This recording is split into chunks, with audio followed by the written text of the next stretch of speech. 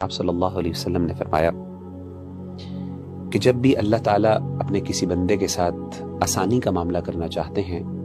تو اس کے جرم کی سزا اور اس کے ظلم کی سزا اس کو دنیا میں ہی دے دیتے ہیں، لیکن جس شخص کے ساتھ اللہ تعالیٰ نے سختی والا معاملہ کرنا ہو، جس کو اللہ نے پکڑنا ہو، جس کو اللہ نے واقعی سزا دینی ہو،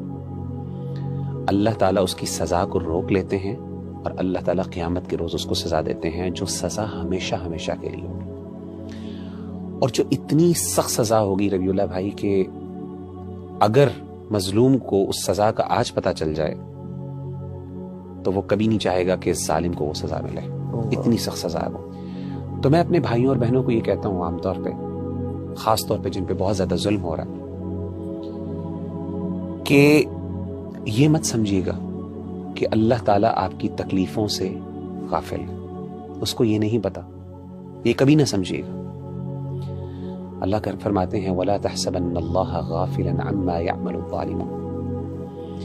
کبھی تم یہ گمان نہ کرنا کہ اللہ غافل ہے جو ظالم تمہارے ساتھ ظلم کر رہے ہیں۔